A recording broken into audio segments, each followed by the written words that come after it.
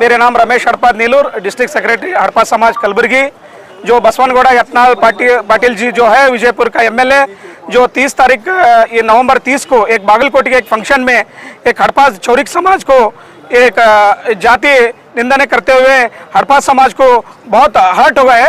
इसलिए बसवनगौड़ा पाटिल जी यत्नाल जो है पूरे जो सलून वाले हैं, बुरे हड़पा समाज वाले हैं, उसको क्या है सॉरी मांगना चाहिए, सॉरी मांगना चाहिए, जल्द से जल्द मांगना। नहीं तो आने वाले चुनाव में हम विजयपुर में जो हमारा कम्युनिटी है पूरे, जो हमारा नहीं दूसरे पे छोटे मोटे जो कम्युनिटी है वो पूरे जने मिल को आपको चुनाव होने में अच्छा तुमको जो सिखाना है वो चुनाव होने में आप हारने के लिए हम काम करते हैं आपके खिलाफ बोल को ये आग्रह करते हैं। हम जल्द से जल्द बसवनगौड़ा पाटिल यत्नाल हमारे को सॉरी मांगना। और क्या है सिद्धरामैया सरकार को हम विनती करते हैं, जो हमारे ऊपर जो चल रहे हैं रोज ये क्या बोलते हैं फोर्सेबल जो भी है, हमारे को कुछ भी स्पेशलिटी नहीं, अट्रॉसिटी कानून लाना, ये हड़पा समाज के लिए अट्रॉसिटी कानून देना, और जो भी है हड़पा समाज के छोटे मोटे जो है काम है जल्द से जल्द पूरा करना बोल को सिद्धरामैया सरकार, कांग्रेस सरकार को ये मीडिया तरफ से हम विनती करते हैं।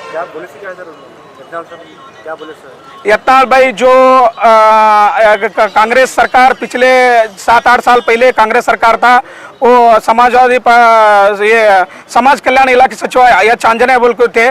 उस समय क्या हड़पा समाज को हजाम नहीं बोलना चाहिए, गलत होता बात, ये नहीं होना चाहिए, किसको भी कम्युनिटी को जाति निंदा नहीं करना चाहिए, इसलिए हजाम नहीं बोलना चाहिए बोल को कांग्रेस सरकार बयान करे थे।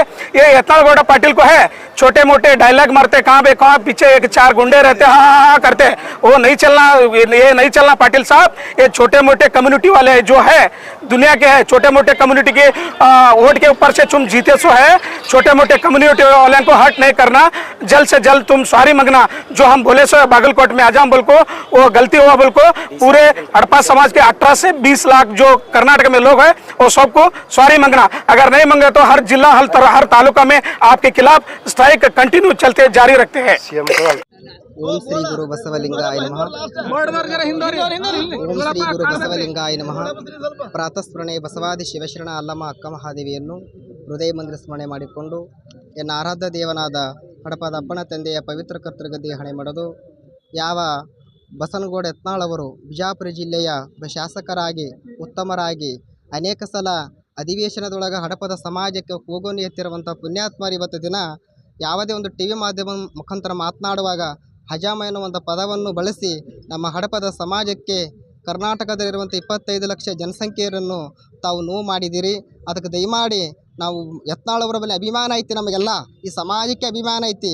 ಸಮಾಜಕ್ಕೆ ಕಣ್ಣೀರು ಹಾಕಿರುವಂಥ ಇವತ್ತು ಸಮಾಜ ಯತ್ನಾಳವರೇ, ಮುಂದೆ ನೀವು ಬರಬೇಕಾಗಿತ್ತು ಬಿಜಾಪುರ ಜಿಲ್ಲೆ ಒಳಗೆ. ಅಂದರೆ ನಮ್ಮ ಸಮಾಜದವರು ಅನೇಕ ಜನರಿದ್ದಾರೆ ಅಲ್ಲಿ, ಆದರೂ ಕೂಡ ಹಿನವಿ ಕೂಡ ನಿಮಗೆ ಎಚ್ಚರಗೊಳ್ಳುತ್ತೇನೆ ತಿಳ್ಕೊಂಡು ಹಡಪದ ಸಮಾಜದವರು ಬಿಜಾಪುರಲ್ಲಿರುವಂಥವರು ಯಾವ ಕ್ರಮಗಳು ತೊಗೊಂಡಿಲ್ಲ. ಯಾಕಂದರೆ ನೀವೊಂದು ಸೀನಿಯರ್ ಆಗಿದ್ದೀರಿ, ಹಿರಿಯರಿದ್ದೀರಿ, ಹಿಂದಿನಿಂದ ಪಕ್ಷವನ್ನು ತಂದಂಥ ಪುಣ್ಯಾತ್ಮರಿದ್ದೀರಿ ಅಂತ ತಿಳ್ಕೊಂಡು ನಿಮಗೆ ಅನೇಕ ಸಲ ನಾವು ಹೇಳಿದ್ದೇವೆ. ನೋಡಪ್ಪ, ಹಡಪದ ಸಮಾಜ ಇವತ್ತು ಅಧಿವೇಶನದೊಳಗೆ ಮಾತನ್ನು ಕೂಗಾನಿ ಎತ್ತಿ ಇವತ್ತು ನೀವೇ ಕೂಡ ಇವತ್ತು ಮಡಿವಾಳವರಾಗಲಿ ಹಡಪದವರಾಗಲಿ ಯಾರ್ಯಾರು ಎಲ್ಲ ಸಮಾಜಗಳನ್ನು ಎತ್ತಿಡದಂಥವರು ಇವತ್ತು ನೀವೇ ಕೂಡ ಹಜಾಮ ಎನ್ನುವಂಥ ಪದ ಇಂಥ ಒಂದು ಆಚರಣೆ ಮಾಡಿರಲ್ಲ. ನಿಮಗೆ ಉತ್ತಮ ಏನು ಹೇಳ್ರಿ? ನಿಮ್ಗೆ ಏನು ಅನಿಬೇಕು? ನಿಮಗೆ ನಾಚಿಕೆ ಬರಬೇಕು ನಿಮ್ಮ ಜನ್ಮಕ್ಕೆ. ಯತ್ನಾಳವರೇ, ನಿಮಗೆ ನಾಚಿಕೆ ಬರಬೇಕಾಗಿದೆ.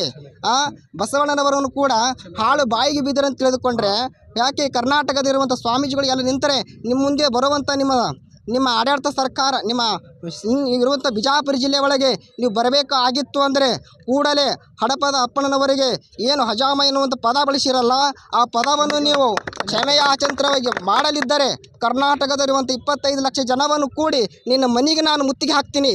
ಯತ್ನಾಳ, ನಿನಗೆ ಎಚ್ಚರಿಕೆ ಇರಲಿ. ಏನು ಯತ್ನಾಳವರಿಗೆ ಏನು ಹೇಳಬೇಕು? ನಿಮ್ಮನ್ನ ಮಾತಿಗೆ ಹಜಾಮ್ ಅಂತೀರಾ? ಸಿದ್ದರಾಮಯ್ಯನವರ ಹಿಂದೆ ನಿಮ್ಮ ಸರ್ಕಾರ ಇದ್ದಾಗೂ ಕೂಡ ಏನು ಹೇಳಿದಿರಿ ನೀವು? ಹಜಾಮ ಅನ್ನೋ ಪದಕ್ಕೆ ನಾನು ನಿಷೇಧ ಮಾಡ್ತೀನಿ ಅಂತ ಹೇಳಿದಿರಿ. ಸಿದ್ದರಾಮಯ್ಯನವರು ಕೂಡ ಏನು ಮಾಡಿದ್ರಿ ನನ್ನ ಸಮಾಜಕ್ಕೆ ಹೇಳಿ? ಕಣ್ಣೀರು ಹಾಕ್ತಿದೆ ಸಮಾಜ. ಏನು ಮಾಡಬೇಕಪ್ಪ? ಸಿದ್ದರಾಮಯ್ಯನವರು ಕೂಡ ಆದಷ್ಟು ಬೇಗ ಈ ಸಮಾಜಕ್ಕೆ ಹಡಪದ ಅಪ್ಪಣ್ಣನವರ ನಿಗಮ ಘೋಷಣೆ ಆಗಿ ಬಹಳಷ್ಟು ದಿನವಾಗಿ ಹೋಯಿತು. ಅದಕ್ಕೂ ಕೂಡ ನಿಗಮ ಘೋಷಣೆಗೆ ಬಜೆಟ್ ಬಿಡುಗಡೆ ಇಲ್ಲ. ಅದಕ್ಕಾಗಿ ಅನೇಕ ಅಧ್ಯಕ್ಷ ಸ್ಥಾನ ಇಲ್ಲ. ಹೀಗಾದರೆ ಮುಂದೆ ಕಾಂಗ್ರೆಸ್ ಸರ್ಕಾರ ಕೂಡ ಜಾರಿಗೆ ಬರಬೇಕಾಗಿತ್ತು, ಕರ್ನಾಟಕದೊಳಗೆ ಇರಬೇಕಾಗಿತ್ತು. ಅಂದರೆ ಹಡಪದ ಸಮಾಜಕ್ಕೆ ನ್ಯಾಯವನ್ನು ಕೊಡಬೇಕೆನ್ನುವಂಥದ್ದು, ಅಟ್ರಾಸಿಟಿ ಕಾನೂನನ್ನು ಸಿದ್ದರಾಮಯ್ಯನವರು ತರಬೇಕು ಅನ್ನುವಂಥದ್ದು ತಮ್ಮಲ್ಲಿ ನಾವು ಮನವಿ ಮಾಡ್ತಿದ್ದೀವಿ. ಓಂ ಶ್ರೀ ಗುರು ಬಸವಲಿಂಗ.